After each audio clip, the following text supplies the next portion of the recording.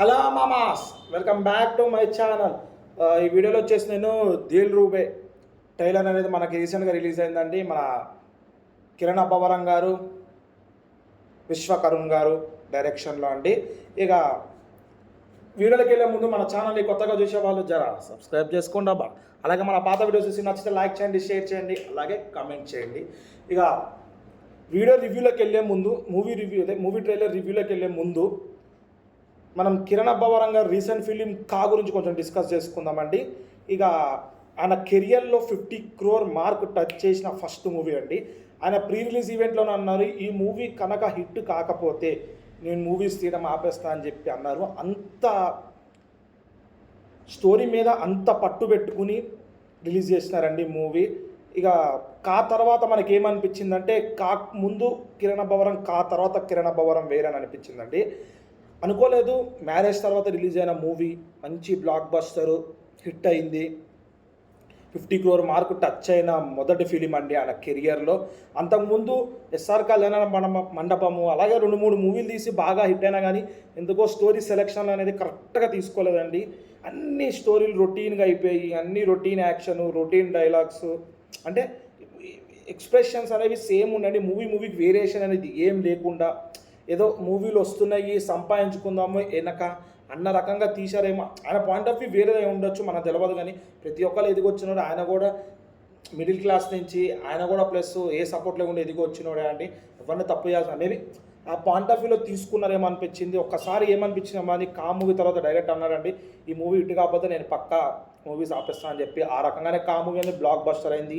50 crore mark వచ్చింది. Maybe part 2 కూడా ఉండొచ్చు, అది ఫ్యూచర్లో రావచ్చు. ఆ తర్వాత విశ్వకరుణ్ గారిది దిల్ రూబే మూవీ అండి. వేరే లెవెల్ ఉందండి మూవీ అయితే. మూవీ ట్రైలర్ అయితే వేరే లెవెల్ ఉందండి.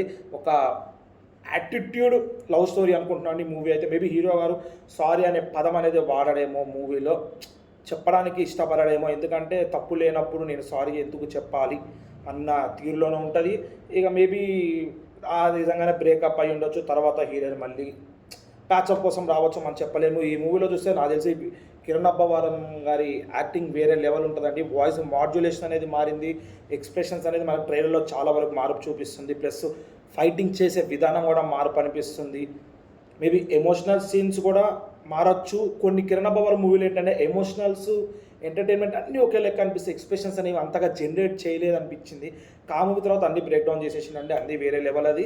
ఈ కా తర్వాత దిల్ రూబే కానీ బ్లాక్ బస్టర్ అయితే కిరణ్ అబ్బవరం కెరియర్లో సెకండ్ ఇన్నింగ్స్ స్టార్ట్ అయినట్టే అనుకోవాలి, హిట్స్ పరంగా చెప్తాను. ఎందుకంటే ఎస్ఆర్ కళ్యాణ మండపం తర్వాత మ్యాక్సిమం హిట్స్ ఏవి లేవండి.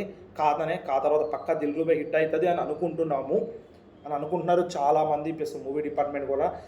ఈ మూవీలో నాకు తెలిసి ఒక కమర్షియల్ లవ్ స్టోరీ అనుకుంటున్నా అండి. దాని తగ్గట్టు యాటిట్యూడ్ తగ్గట్టు ఫైట్స్ అన్నీ బాగున్నాయి, డైలాగు అంతా బాగుందండి. బ్యాక్గ్రౌండ్ స్కోర్ చూస్తే పర్లేదు, బాగానే ఉన్నట్టు అనిపిస్తుంది. సినిమాటోగ్రఫీ ట్రైలర్ ప్రకారం చూస్తే ఓకే ఉంది.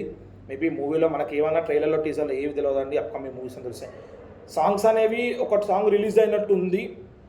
మేబీ బాగుండొచ్చు, బాగపోఉండొచ్చు. మూవీకి తగ్గట్టే ఉన్నట్టు అనిపిస్తుంది. మన బ్యాక్గ్రౌండ్ స్కోర్ మూవీ తగ్గట్టే అనిపిస్తుంది.